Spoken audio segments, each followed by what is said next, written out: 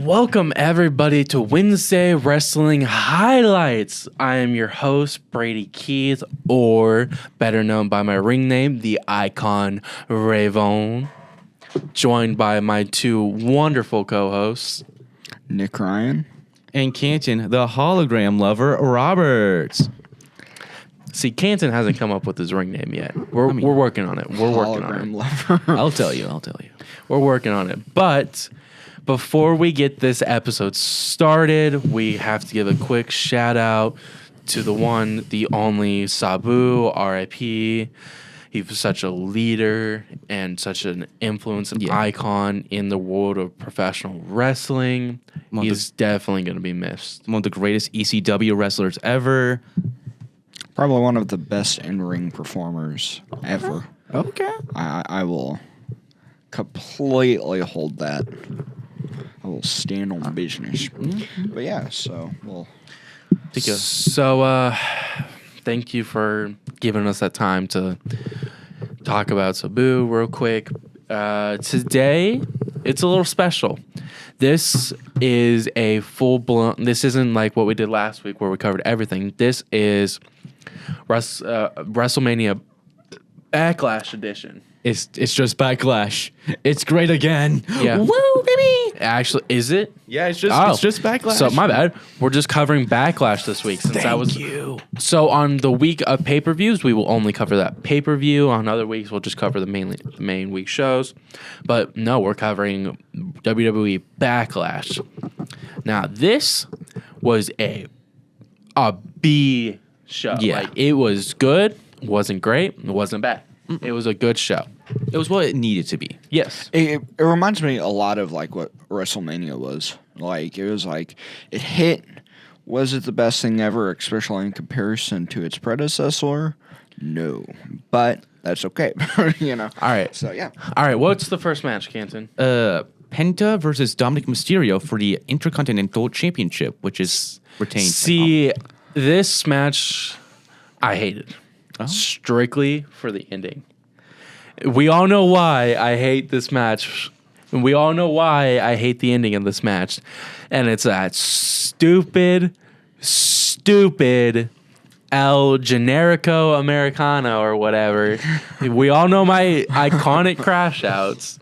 So, don't get me wrong, the match was phenomenal. All the interferences from Finn and JD. Dom is one of the greatest heels in the business. He's going to be one of the next superstars, maybe even another Randy Orton, in the way he can will crowds and like get the heat, take away the heat. It's just, that's what I mean. He's just kind of like the next Randy Orton when it comes to crowds. Okay. Yeah, Penta is one of the best lucha libres Of ever. all time. I mean, You put these two in the match, they're wrestling soulmates, man. It was amazing. And the crowd's reacting to it, like, no matter what. Yeah, it felt alive. Like, it did what it needed to do, but I'll let you go on there. I got one question. Do we think Dom stays a heel after this? I think he stays Because a heel, but he's he getting gets cheered too much. Yeah. I think that you make Dom a face and you make Penta a heel. Oh, okay. Just because his heel work throughout Lucha Underground, and I think he did a little bit in AEW, was phenomenal. See, I agree with that, but my thinking was more turn Dom and Liv face and turn and maybe Carlito and JD, not JD, turn them face and then turn Finn, Raquel, and like JD and turn them heel. So implode Judgment Day. Have them face each other and stuff. Like, we've seen the way Dom and Finn have been acting. We've seen the way Finn has been looking at Dom and the title. Like, they're setting it up. I'm all here for the implosion of the Judgment Day. Like, even our teacher, Parsons, we're talking to him and he's like, dude, Judgment Day just needs to disband. They're so annoying. Like, they just need a disband. That's literally... I think that's something he has full-blown said to me before. Unless if they, like, replace Dom, like, they kick him out. And they don't necessarily, like, they don't fully implode and they bring in Penta. because I don't- he kind of has that like very like NWO type of swagger Yeah, to him. but my problem is we've went through 4 iterations of That's true. Judgment Day. That- yeah. Like it's not like the corporation or the authority or Degeneration X where you can keep it going for long periods of time. It's stale.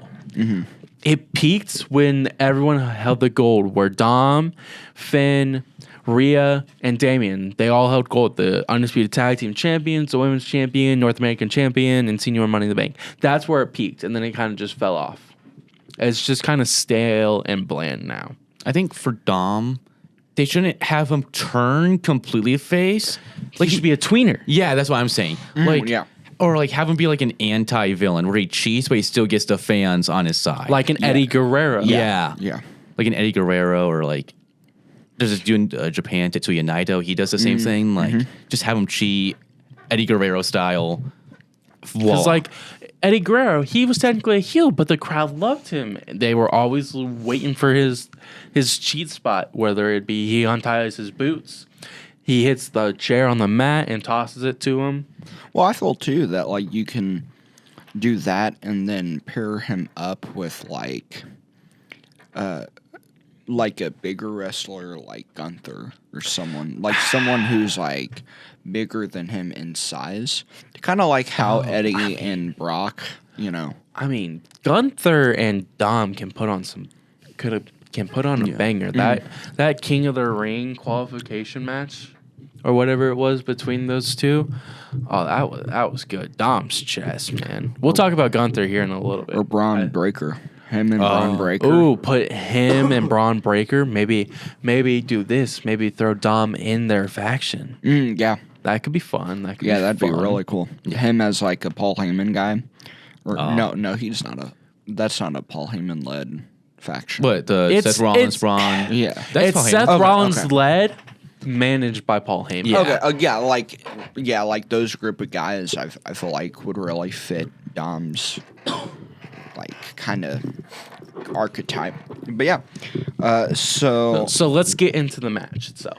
Okay. We were because we've been talking a lot about the characters and stuff. Let's get into the match. What's everyone's sort of overall grading on the match? I give it like a 2 point. No. Letter grade. Oh, letter grade. Oh, I'm changing it now. Ooh. I was looking at all the things and literally only like Dave Meltzer does star ratings. So I'm like, hey, it's probably better we go to letter grading. yeah, I give it like a old head.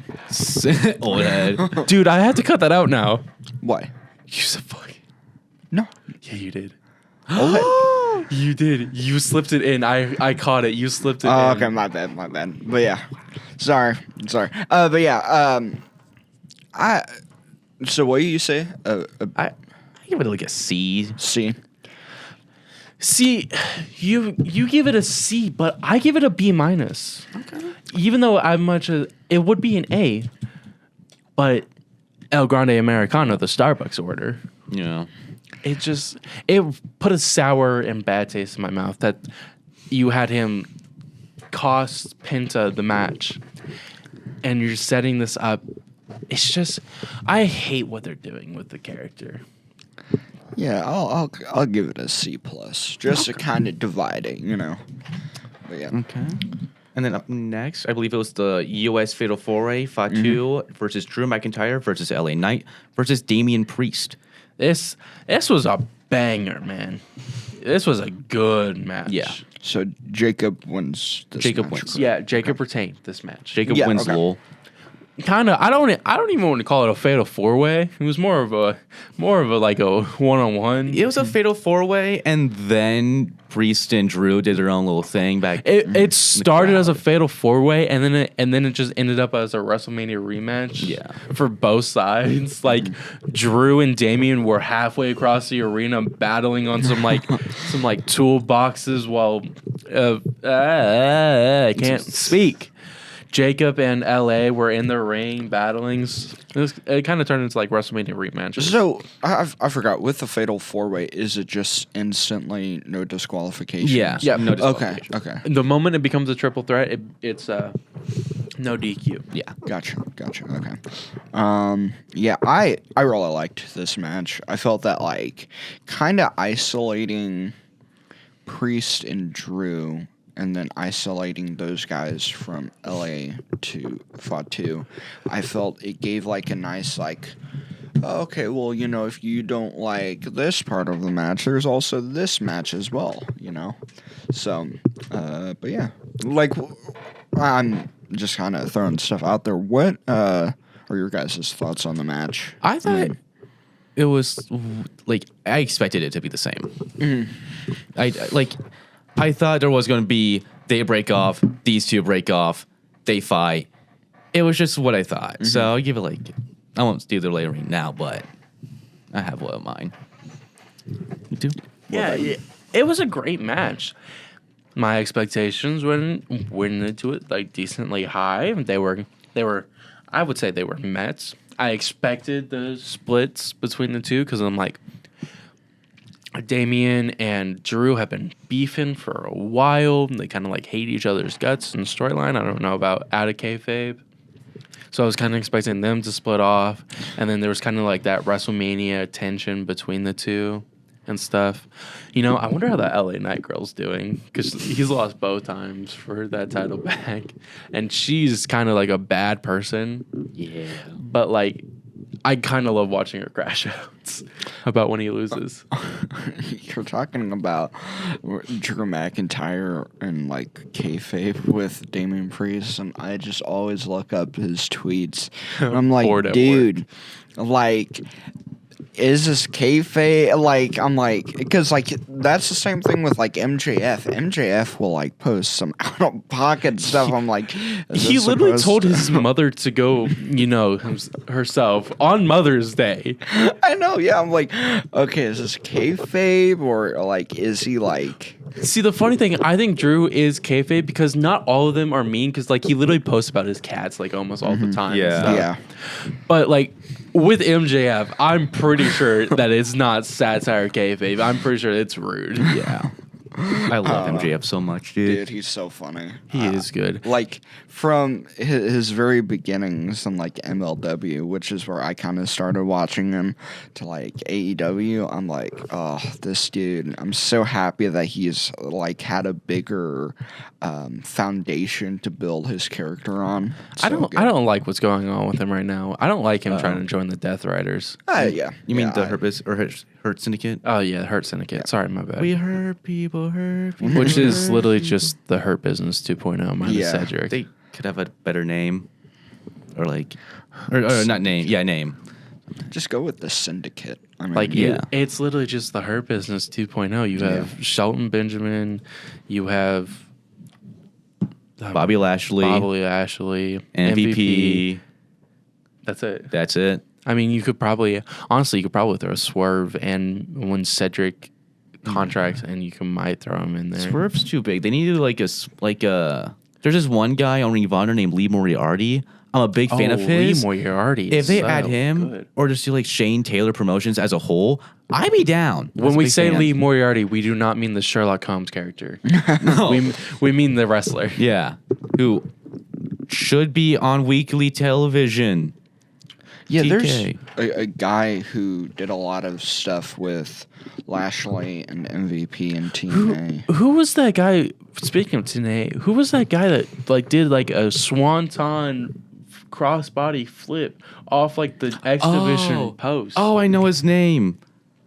that was insane. Yeah, I know what you're talking. I know his name. Was it Leon Slater? It might be him? Slater because Slater's in AEW. He's not. He's in ROH. Is he? Let me go to like the great things about podcasting. You say you can go on our phones. Yeah. Leon Anyway, while Slater. we look this up, what match were? Oh yeah, the Fatal 4-Way. It was a good match. Like, it was a good match to open off. Mm-hmm. So Yeah. we got it. We had it in the wrong order, but no, this was a great match to open off the night. Oh, was it? This was so it went. It goes, the Fatal 4-Way, Becky versus Lyra, Dom and Penta, Yeah, it was Leon Slater. Okay. It was. I thought he was an ROH right now No. for some odd reason. He could be like And just then going. Gunther versus Pat McAfee. Now, I got some things about that match. I got some things I want to talk about. I was genuinely excited about that match. Before we move on, letter grade for Fatal 4-Way. Hey. Hey, I give it a B plus. okay. Okay. So, this is my personal thing. I think we're gonna cover Becky Lynch versus Lyra Valkyria last, since that match.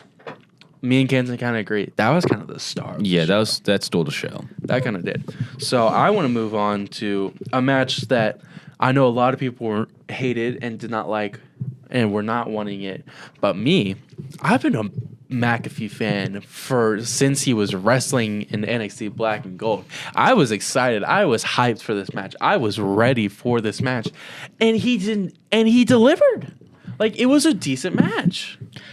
I always go back and forth with a lot of those like announcer guys, especially those like Corey Graves, who like kind of dip their toes into wrestling. Well, Corey Graves was a professional, Yeah. a wrestler first, and then injury took him out. Yeah. Pat just kind of stopped and switched to commentary. Yeah, and I'm very like iffy about those types of wrestlers because I'm like, okay, maybe like they did it just because management was like, you're not good.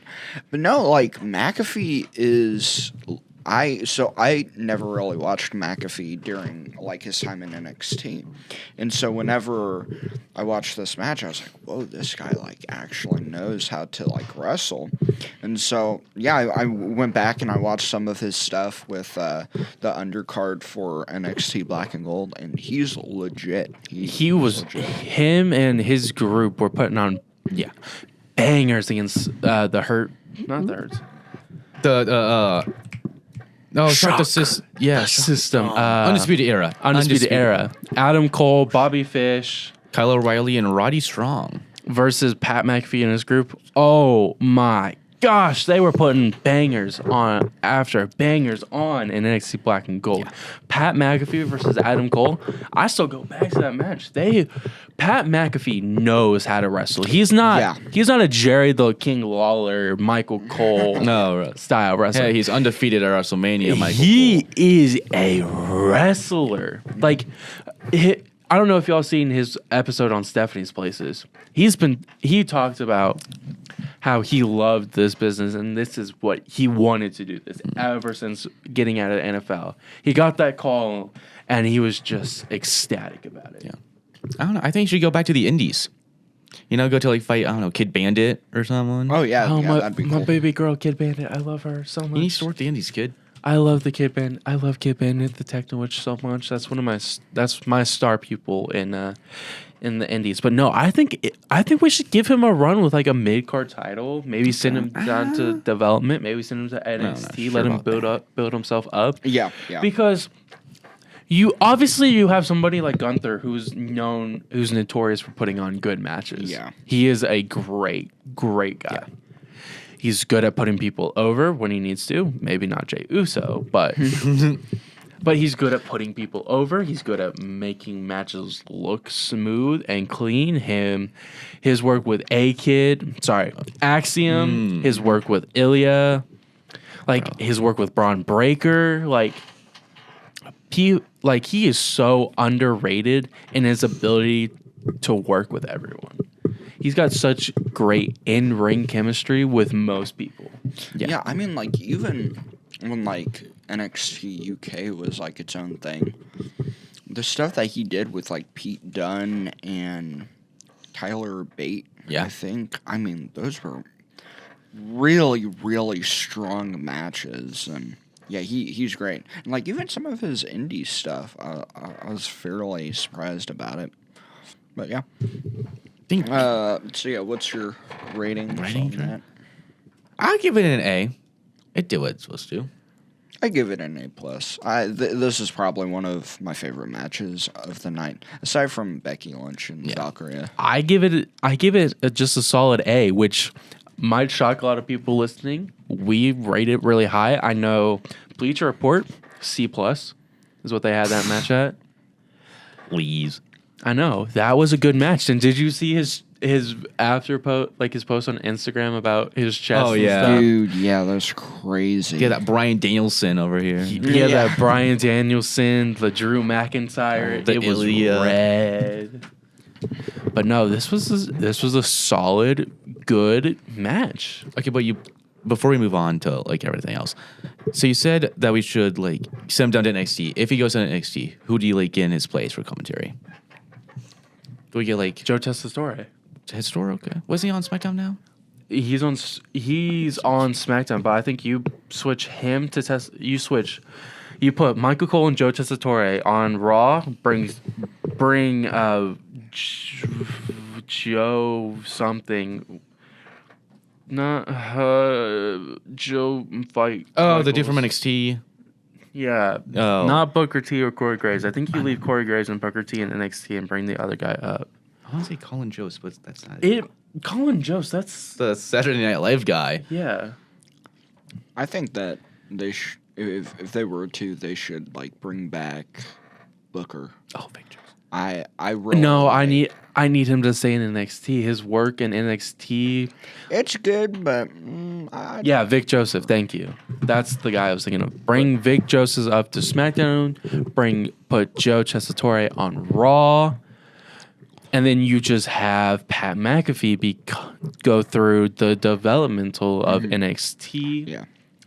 Maybe for some odd reason throw him on Evolve, even though he's like 45. Yeah, But he just no, starts like just absolutely like goes get for gab with like Bubba Ray Dudley. No, That'd be no. funny. Evolve is different than Yeah. than Oh, it's Just LFG. wrestling.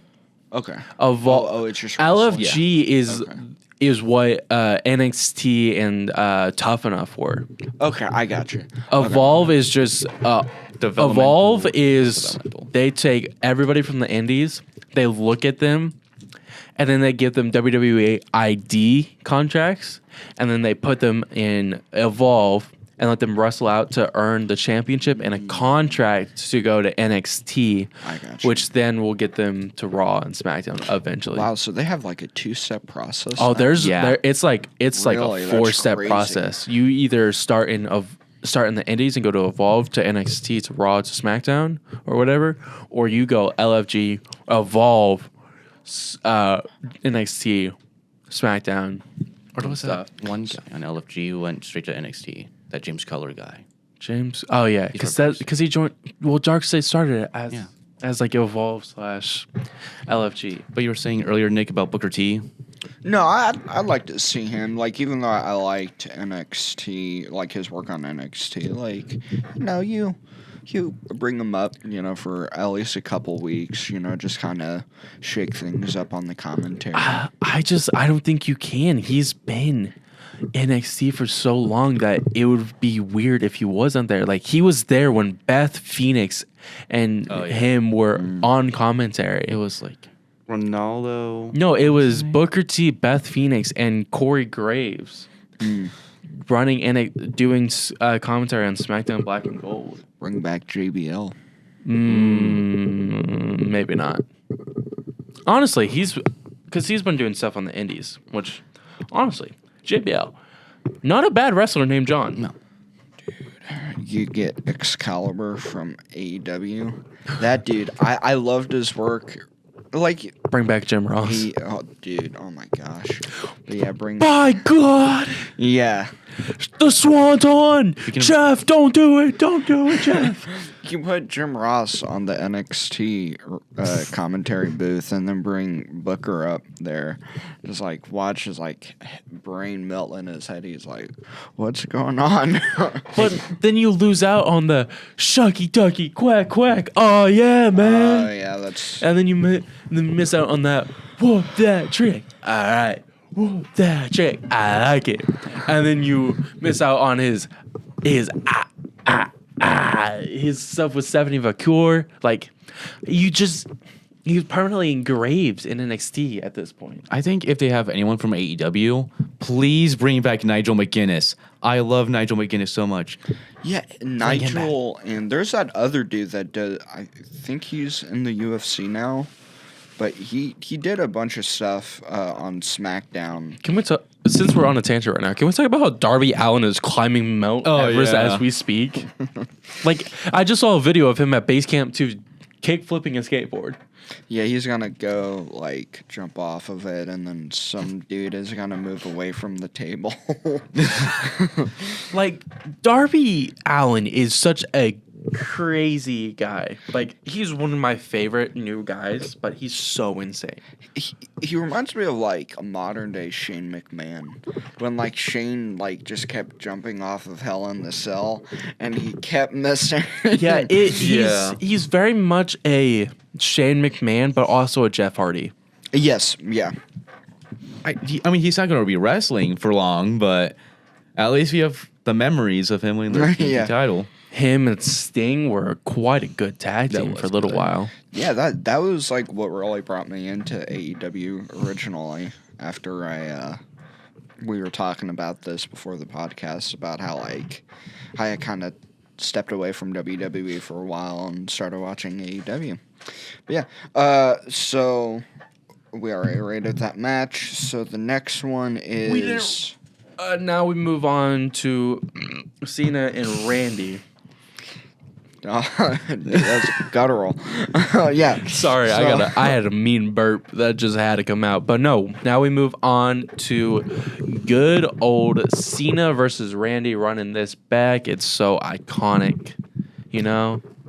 It's such an iconic feud that it has lasted for so long. Like, before they even were who they are, their match in, what was it, OVW or FCW? LVW. WWE. Dude, these guys have been feuding and putting on bangers for like 2 decades. The craziest part about it is that like, because they're in the same class in OVW, right? Yeah.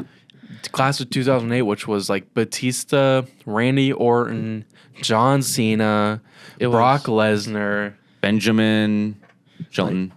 Yeah, like all of those guys, but Randy like came in like really fast because he debuted 03, 02. Yeah. And Cena didn't come in until I think he was also a 2, but like not as Oh, big.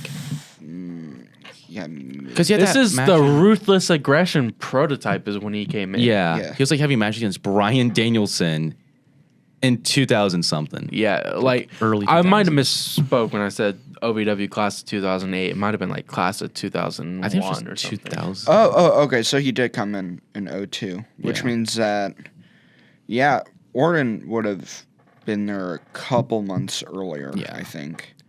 Because Because I feel like 02 would have been the start of Evolution. 02 was Evolution. I think it was 06 or 7 when you started to transition into 09 Bald Randy. yeah, because 08 was the PG era. That's like the first year of the PG era. Really? Yeah. Yeah. Oh, okay. So there was And about then a what? We're now in the 2-month real when PG Renaissance. era technically ended. It ended in 2020, and they went to It had to end sooner because the reality TV Oh, yeah. era started with Total Divas. There's so many eras. I just like group them all up. into- We're right now in the Renaissance period. yeah. Don't get me wrong. Recession. The recession.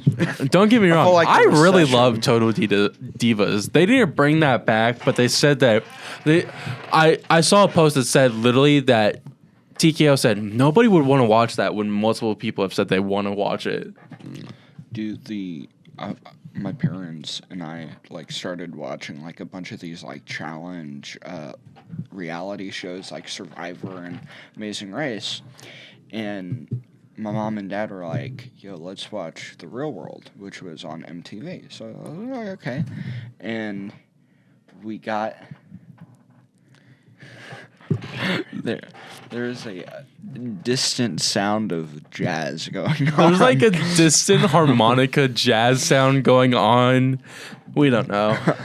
But coming to find out, Mike Mizanin was on The Real World, and he was like, "Oh yeah, I'm gonna become a wrestler," and he was like super annoying. But that's how he originally came on, and I think Miz came into ECW like 06, 05. So Yeah, I think 05. Yeah. So yeah, it was crazy. It's WWE on the Silent Library. Yeah, the Silent. Okay, I've seen this one way too many times. Good old Dolphy boy. Yeah, that's crazy. Was Spirit Squad That was around was Spirit Squad during like Randy and Cena's first Yeah, time? They were, and, yeah. Yeah, and then they kind of died off, and then they came back in 06. Dude, Spirit Squad, Kenny and Nikki had way too, which was which was Dolph Ziggler and Kenny Dykstra. yeah, they had way too much energy. Because what do you mean they're just Nikki! They were formed in 06. They were formed in 06. oh Yeah, okay. but no, they had so much energy, it was crazy. Yeah, but yeah, I really liked this match. I felt that it really encapsulated not just like their rivalry, but kind of the evolution of like the WWE, because like it's crazy to me like how I stopped watching 2019ish, and like it's crazy to me that like if I were to go back in time and be like, oh yeah, these guys are like considered the old guys now. It's like what? Because like you don't really see, at least for me, like I see guys like Ric Flair and Triple H and a lot of those like Attitude Era guys as being like the old school like wrestlers, but not the not like that side of the Attitude Era. The Ruthless Aggression. Yeah, the Ruthless Aggression. So yeah, it's crazy to me. I do want to ask, who do we think is John Cena's like best rival? Because there's like Edge, Punk. Orton. Orton. Punk and Orton are Umaga. go to best rivalries. Yeah. Which I honestly, my hot take, Punk should take the title off. Punk took the title off of Cena when he left. I think Punk should take the title off of Cena Please. again. Please. I want Punk to have at least one title run before he retires. I just think it'd be the perfect ending to the story because Punk literally took the title from Cena and left WWE. And then now Cena's like, I'm the last real world champion. I'm taking this championship with me when I retire. You'll never see this thing again. Yeah. And to have CM Punk come in, swoop, and steal the title from him. Yeah. But another thing I want to talk about, good old our boy K Quick R-Truth popping up in the match trying to help Cena. And then he goes and attacks R-Truth. Yeah, like that hurt because seeing Truth like, I love you, John. You're my childhood hero, which is still weird because R-Truth is older than John Cena. Yeah, Truth is like 54. Yeah. And like John is like 39. He's 40. Yeah, he's 40 something 46. now. He's 40 something. Yeah. But still, it's so weird. Yeah, 40 something. Yeah. It's still really weird. And then he put R-Truth through the press conference table, which I've been seeing a lot of discourse like from Josh Peck about why this is so stupid. Like, I love WWE, but why are we giving a scripted TV show a press conference? It's not a real sport. I'm like, Josh Peck, shut up. The dude from Drake and Josh? Yes.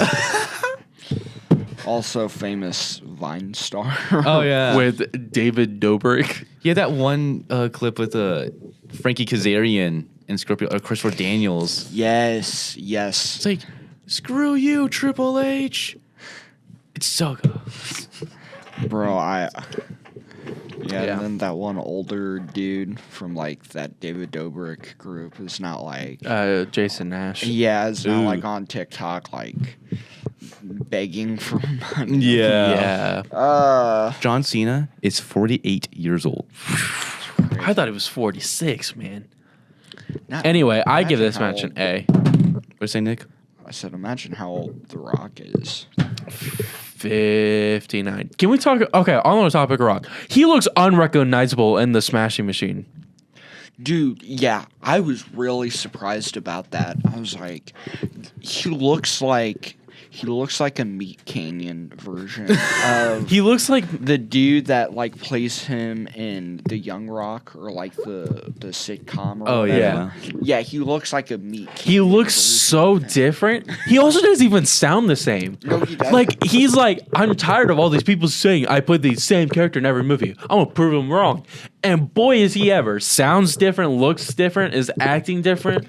Well, the thing is that I didn't hear nothing about this movie until it came up on like an unskippable ad while I was like watching Twitch or whatever, and I was like, oh, this is cool. Like it's another boxing movie. And then I like went on to Twitter or whatever, and it was like, The Rock stars in new movie Smashing Machine. I'm like, that's The Rock. Like I didn't recognize him at first. He's so unrecognizable.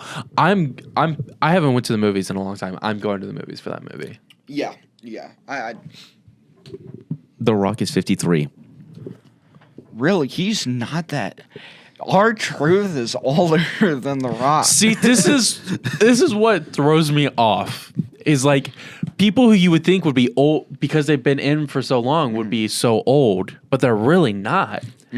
Like Truth, obviously, yeah, you expect him to be old, but then again, you wouldn't. You would expect him to be young because he was only what, the 80s or the 90s is when he debuted. Yeah, he was with like Road Dogg. Well, like if you look at like Rey Mysterio, like He's he only- started in WCW. Yeah, and he's only like 49. He's 50. Oh, so Yeah. he's 50. And R-Truth is 53. R-Truth and The Rock are the same age. Like, huh? Isn't like Penta like 40 almost? Yeah, Penta is like really Yeah. old school. He's 40. Because I think that because like the whole LWO. the chairman, Chairman. the a lucha libre dude, La Parca. Oh, because okay. like La Parca is like has a bunch of generations of wrestlers. Yeah. And La Parca has gone through like 2 generations while Penta like has gone through his career. It's crazy. Like There's like multiple. There's 3 main wrestlers of used the name La Parca. Like same with Tiger Mask. There's like Tiger Mask 1, 2, 3, 4, 5, 6. There's Yeah. Black Tigers too, which is another. It's crazy. which I think that that wrestler is what like inspired Tekken. Yeah. Yeah. King. It's crazy thinking of wrestlers and age because who you would expect to be old is actually really young. Like Charlotte Flair, she's only like 30 when you expect her to be a lot older. And also with Black Tiger, that was Eddie Guerrero. No, Black Tiger. Eddie Guerrero was Tiger Mask. No, he was Black Tiger. No, he was also a Tiger Mask. Was he both? Yes. Also, Chris Jericho was a Tiger Mask. Yeah. Which Oh yeah, I hate that Chris was Jericho like now. deep cut. Yeah, that's deep cut. I hate Chris Jericho now. Yeah, Charlotte started. Come learn with me at the learning tree. Like, shut Hey up. guys. It's just like knockoff Bray Wyatt now. Like, if I could actually say what me and my friends call him outside of this, I would. But since it's not the most appropriate, I'm not allowed to. well, I think we do have a beep on this. Do we have it? I think Don't push one because then all of a sudden I'm gonna hear like a train horn. Yeah. Oh wait, it tells us right here. Yeah. Music bed, air horn, applause, record scratch. Crickets. That changes voice sounding. There's a sensor. We have a sensor sounder. Oh yeah. Anyway, I'm gonna tell them after we Yeah. get done recording, but still. Yeah. I really like this match. What did you rate it, Canton? Which one are we on again? Getting sidetracked. I'm rating Oh, right, it. right, I'm rating it an A. I'll give it an A minus. I'll give it an A minus. I'll give it an A- too. Okay. Now to the star of the show, the piece de resistance, the creme de la creme, the Mount Rushmore of backlash matches. Becky Lynch versus Lyra Valkyria, which now I'm going to get this straight out of the way. For real thought Becky was walking out with that title. For real thought that she's kind of like, she's like becoming a Charlotte Flair almost. For real thought she was walking out with that title, and then all of a sudden I'm like, and then I hear, and your winner, and still I'm like, what? Because she won with that roll up, that manhandle slam roll up thing, which I thought Becky was going to retain. Glad she didn't, or not Becky. Yeah, Becky was going to get it. Glad she didn't. Yeah. Yeah. I'm ready for like a Becky heel turn. Yeah, she already did turn Yeah. heel. She turned heel when she turned on Lyra, when she attacked Lyra. Oh, I'm like, sorry, I was completely thinking of the wrong card. Sorry. He doesn't watch the show. He doesn't watch the show. Yeah. yeah. But no, I'm actually it's funny. like going off Becky's of technically what supposed to be YouTube- heel, and then I watched her do the very cute video with Rue, where Rue attacks Seth and like takes out his, which. Talk about Rue. She watches film because how does she know to go after Seth's knee in his bag? Like that little girl is watching film, man. That's a real worker right there. Now got to work the arm. Send her to the Indies right now. Oh yeah, for sure. Rue's gonna be a monster. Give me Rue versus Joey Janela and GCW. Barbed wire death match. Give me Rue versus. Give me Rue in an Aztec warfare match. Rue versus New Jack. Oh, brother. Rue versus the Sandman. Woo! Rue versus Hulk Hogan. Okay, we're gonna stop now. But no, this was a phenomenal star-stopping match. Oh yeah.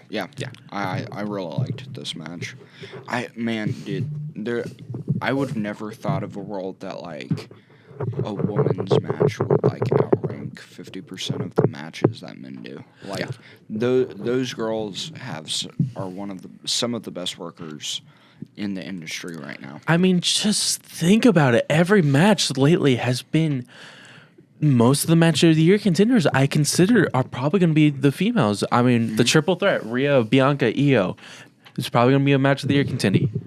This match, Becky Lynch versus Lyra, probably match of the year contending. Like, the women have been on such a workhorse high rise, I think, since TakeOver Brooklyn in 2015, Yeah. Sasha versus Bailey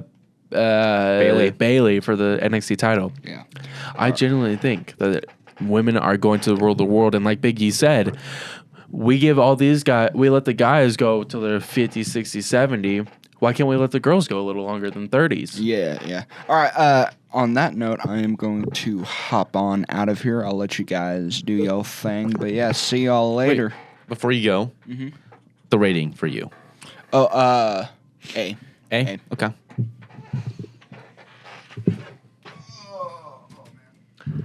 Okay, guys, we're going to mute here for just a second so I can tell Nick what I mean, what Chris Jericho's name is.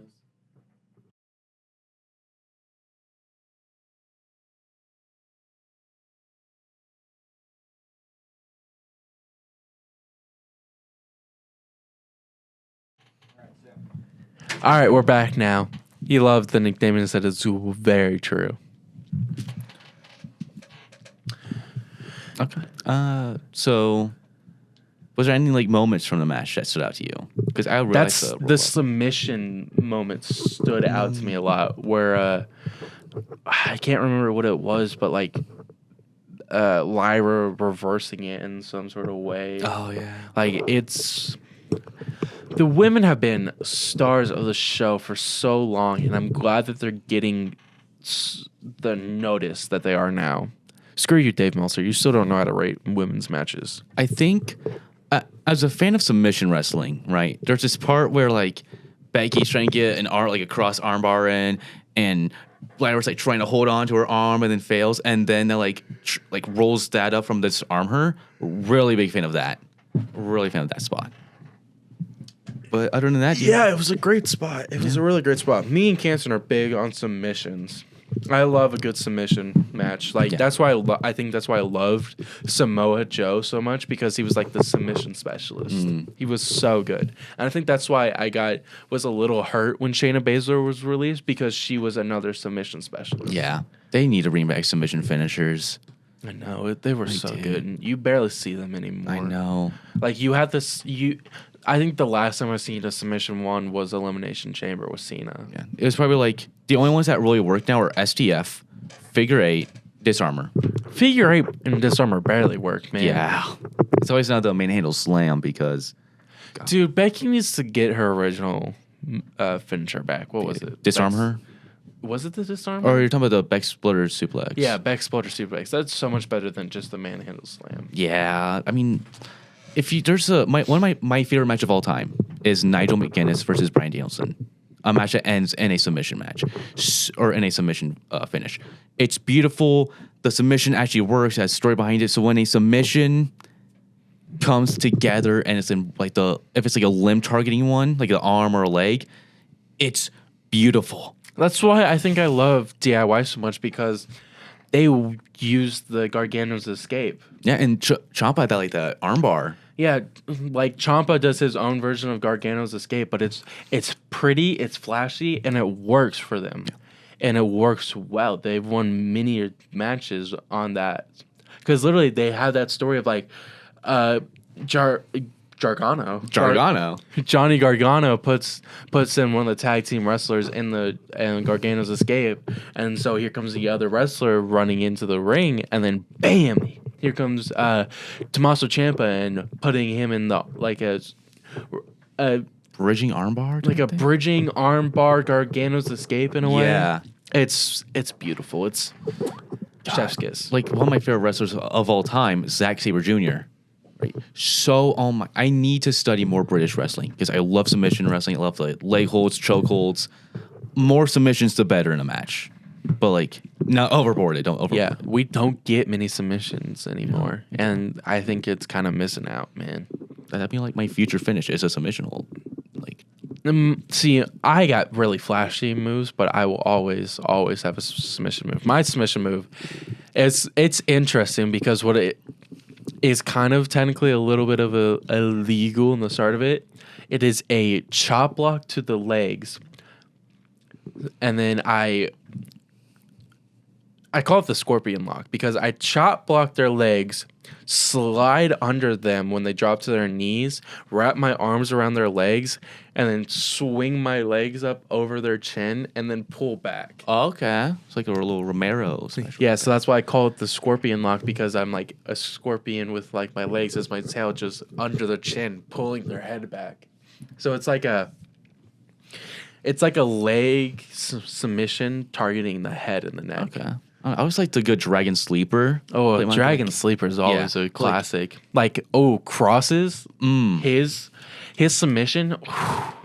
But like the idea do like a Dragon Sleeper, but puts her back on the knee and it's like turn them like with the yeah. neck, like wrench on it. Like, That's my finish. what was Carmella's old one? The Princess Lock or something stupid like that? Yeah. I know what Like, you're talking so about. many wrestlers had so many good submissions. Like, you have Naomi's new submission that she's using. Really pretty. The Feel the Glow or whatever she's Yeah, call it. something like that.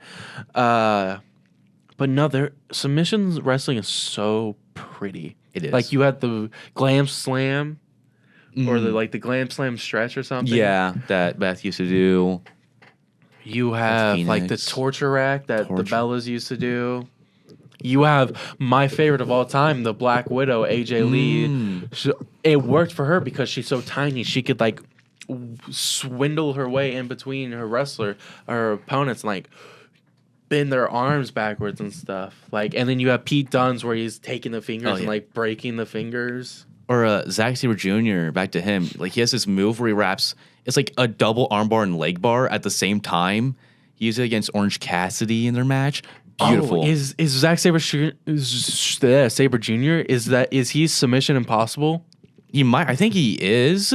Like, Submission Impossible is one of my favorite submissions because of how insane it is. Like you literally take, Penta Sacrifice. It's literally that, but in submission form. Because, like, he's literally holding the arms behind their body and, like, crushing them inwards on each other.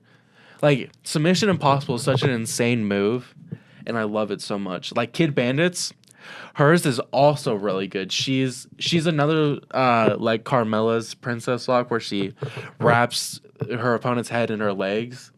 But dude, my favorite submission of all time is Submission Impossible. It's such a beautiful and pretty move. I was like a big fan of the Regal Stretch.